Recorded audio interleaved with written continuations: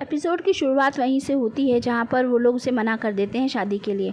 घर आने के बाद वो सोच रहा होता है कि ये आखिर क्या चल रहा है, मैं कितने दिनों से परेशान हूँ, पूरे 2 महीने हो चुके हैं, लेकिन वो अभी तक मुझे जवाब में ना ही बोलती जा रही है। जीजू वहाँ पर आता है और बोलता है कि अब हमें क्या करना चाहिए। हाओएन कहता है कि मैंने अभी एक नया आइडिया सोचा है, तो वो उसे बुलाकर उसके कान में बताता है। अब हमें नहीं बताया जाता कि उसने क्या बोला। जिंजू कहता है कि आपका काम हो जाएगा। अगले दिन वो पूरे गांव में बात फैला देते हैं कि हाओएन जो है यूरे से शादी करना चाहते हैं। ये पूरी अफवाह गांव में उड़ जाती है। सारे लोग बस इसी के बारे में बात कर रहे होते हैं। यूरे अपने रेस्टोरेंट में खाना बना रही होती है, तभी वहाँ पर ये आती है और वो उसे बताती है कि तुम्हारी स्पेशल रेसिपी पूरी तरह से बिक चुकी है और बहुत ही अच्छे तरह से लोग खा रहे हैं और पसंद भी कर रहे हैं। लेकिन यूरे जो होती है वो बहुत उदास लग रही होती है, वो कुछ भी नहीं बोल रही होती है। ये बोलती है कि आखिर बात क्या है, तुम इतनी परेशान क्यों हो, तुम्हें तो खुश होना चाहिए ना कि तुम्हारा अपना रेस्टोरेंट अच्छा चल रहा है। यूरे बोलती है कि गांव वाले सारे बात कर रहे हैं मेरे और हाओएन के बारे में, मैं उससे बिल्कुल भी खुश नहीं हूँ। ये बोलती है कि तो आपको जाकर उनसे बात कर लेनी चाहिए। यूरे कहती है अगर मैं उससे बात करने जाऊँगी तो वो मेरे सामने फिर से वही सब बातें कहेगा जो मुझे नहीं सुननी। सीन यहीं पे कट हो जाता है। अगले सीन में हमें दिखाते हैं कि हाओएन जो होता है जिंजू से पूछ रहा होता है कि क्या हुआ, जो कहा था वो हो गया। जिंजू बोलता है कि मैंने पूरे गांव में ये अफ़वाह उड़ा दी थी और सारे लोग बस अब इसी के बारे में बात कर रहे हैं और बहुत जल्दी ही आपको इसका पता चल जाएगा। जिंजू बोलता है कि इतना सब करने की कोई तो वजह होगी, आप मुझे बताते क्यों नहीं हैं। हाओएन कहता है कि तुमने ठीक कहा, इसकी वजह है। अब हमें एक फ्लैशबैक दिखाया जाता है जहाँ पर उसके अंकल उसके पास आते हैं। उसके पिता की मौत हो चुकी होती है और वो बताते हैं कि उन्होंने मरने से पहले एक वसीयत बनाई थी और उसमें लिखा था कि अगर तुम उनकी बताई हुई लड़की के साथ शादी करते हो तो ही तुम यहाँ के आइसलैंड के मास्टर बने रहोगे। ये सुनने के बाद वो चौंक जाता है और वो कहता है कि ये क्या मजाक चल रहा है, मुझे शादी करनी पड़ेगी, मगर क्यों। उसके अंकल उसे बताते हैं कि उन्होंने तुम्हारे लिए एक लड़की भी पसंद कर ली जिसका नाम यूरे है। यूरे के बारे में वो येन को सब कुछ बता देते हैं। ये सुनने के बाद वो बोलता है कि पिताजी ने ऐसा क्यों किया, एक मरने वाली लड़की के साथ मेरी शादी करने का फ़ैसला क्यों किया, मुझे कुछ समझ में नहीं आ रहा है। अगर मैं यहाँ का मास्टर नहीं बना तो इस देश की रक्षा कैसे करूँगा, यहाँ के लोगों को डकैतों से कैसे बचाऊँगा। ये सुनने के बाद अंकल बोलते हैं कि तो तुम ये शादी कर लो, वैसे भी वो लड़की ज़्यादा दिन जिंदा नहीं रहने वाली है, तुम्हारे पिता ने कुछ सोच समझ कर ये तुम्हें बोला होगा। सारी बातें सुनने के बाद येन मान जाता है और कहता है ठीक है, उन्होंने जो कहा है मैं करने के लिए तैयार हूँ। अब हमें फिर से प्रेजेंट का सीन दिखाते हैं जहाँ वो बोल रहा होता है कि इसीलिए मैं पिछले 2 महीने से उसके पीछे पड़ा हूँ, मगर वो लगातार मुझे मना करे जा रही है, लेकिन मैं भी रुकने वालों में से नहीं हूँ। मैं उसे मना कर रहूँगा और आखिर उसे मुझे उससे शादी करनी ही पड़ेगी।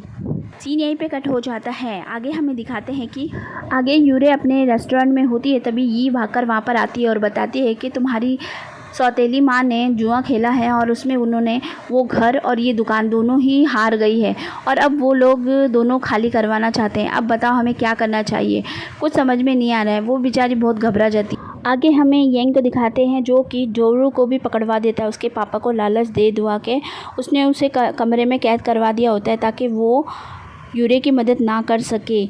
अब हमें दिखाते हैं कि जिंजू जो है येन के पास आता है और वो यूरे के घर के और दुकान के कागज़ उसे दे देता है। इनका ये प्लान भी सक्सेस हो गया होता है। अब इन्हें आगे कदम उठाना होता है। ये दोनों छुप कर देख रहे होते हैं। यूरे जो होती है अपना सामान बांध कर जा रही होती है रास्ते। येन कहता है कि इसने तो अभी भी हिम्मत नहीं हारी है, कितनी बहादुर है ये। जिंजू बोलता है कि मैंने तो इस तरह की लड़की कभी नहीं देखी जिसको कुछ भी किसी भी चीज़ का कोई डर ही नहीं लग रहा है। कुछ डकैत वहाँ पर आ जाते हैं और बोलते हैं कि ये दोनों सुंदर लड़कियाँ कहाँ जा रही है, इतनी रात गए। वो दोनों कहती हैं कि तुम्हें क्या चाहिए। वो बोलता है कि हम तो तुम्हें उठा कर ले जाएंगे। ये सुनने के बाद यूरे बिल्कुल नहीं डरती है और एक प्लेट उठा लेती है और उससे ही उन लोगों से लड़ना शुरू कर देती है। येन बोलता है कि अब तो मुझे ही जाना पड़ेगा और वो बीच में कूद जाता है और लड़ाई करता है, उन गुंडों को वहाँ से भगा देता है। येन इशारा कर देता है तो जिंजू जो होता है उसकी सहेली को लेके वहाँ से चला जाता है। येन जो होता है वो अपनी बड़ाई कर रहा होता है और बोल रहा होता है कि मैंने सही टाइम पर आकर तुमको बचा लिया और ऐसे वैसे बोल रहा होता है। लेकिन जैसे ही वो घूमता है तो देखता है कि यूरे की तबीयत बहुत ज़्यादा ख़राब होती है। वो उसे संभालता है, वो उसकी बाहों में ही बेहोश होने लगती है। वो गोद में उठा लेता है। वो मना कर रही होती है कि नहीं मुझे मत उठाओ। वो कहता है अब इतनी भी मत चिल्लाओ, मैं तुम्हें सिर्फ लेके जा रहा हूँ, कुछ नहीं कर रहा। वो कहता है मैं कुछ नहीं करूँगा, बस तुम्हारी मदद कर रहा हूँ। ये कहकर वो उसे उठा लेता है और बोलता है कि मैंने आज तक ऐसी लड़की नहीं देखी जो इतनी बहादुर हो और डकैतों से तुम लड़ ली। वो कहती है इससे तुम्हें कोई मतलब नहीं है, मैं कुछ भी करूँ। येन बोलता है कि अगर तुम्हें दोबारा कभी ज़रूरत पड़े तो तुम मुझे बुलाना, सिर्फ मुझे। पूरी दुनिया में अगर किसी को भी बुलाना हो तो मुझे ही बुलाना। और ये कह के बस वो अपने ही बारे में बोल रहा होता है और वो बस ऐसी वैसी बातें कर रहा होता है, इधर उधर की बातें कर रहा होता है। फिर वो सो जाती है। उसे देखकर वो कहता है कि मैंने तो गौर ही नहीं किया, तुम कितनी सुंदर लग रही हो। और सीन यहीं पे कट हो जाता है। अगले सीन में यूरे को होश आ जाता है तो वो कहती है कि मैंने कितना सुंदर सपना देखा। उसकी दोस्त बोलती है कि ये कोई सपना नहीं था, सच में कल रात में वही तुम्हें यहाँ पर लेकर आए। ये सुनकर वो थोड़ा मुँह बनाती है। उसे दारू का खत मिलता है जिसमें उसने बोला होता है कि मैं तुम्हारी मदद करने नहीं आ पाया क्योंकि मेरे पापा ने मुझे घर में बंद कर दिया था। और वो बोलता है कि इन सब के पीछे आइलैंड मास्टर ही है। ये सुनकर वो बोलती है कि नहीं, मैं खुद ही पता लगा लूँगी। और वो अपना भेष बदल कर नौकरों के कपड़े पहनकर महल में पहुंच जाती है और वहाँ से वो लाइब्रेरी में चली जाती है। वो लाइब्रेरी में चली जाती है और कुछ ढूंढ रही होती है, उसे कुछ नहीं मिल रहा होता है। एक लड़की का नाम सू टैंग होता है जो बोल रही होती है कि यंग मुझे कभी भी नज़र उठाकर नहीं देखता, क्या वो मुझे पसंद नहीं करता है, मैं उसे कितना ज़्यादा पसंद करती हूँ। तो दूसरी लड़की जिसका नाम योमान होता है वो बोलती है कि ऐसा कुछ नहीं है, वो थोड़ा शर्मीला है, वो कभी किसी लड़की के साथ नहीं दिखा, तो वो ज़रूर तुम्हें ही पसंद करता होगा, तुम फिक्र मत करो, आगे वो तुम्हें ज़रूर बता देगा। और जो अफवाहें उड़ी हैं उन पर ध्यान मत दो। सीन यहीं पे कट हो जाता है। आगे हमें दिखाते हैं कि यूरे जो होती है कमरे में कुछ ढूंढ रही होती है लेकिन उसे कुछ भी नहीं मिल रहा होता है। तभी उसे किसी की आहट आती है कि कोई आ गया है।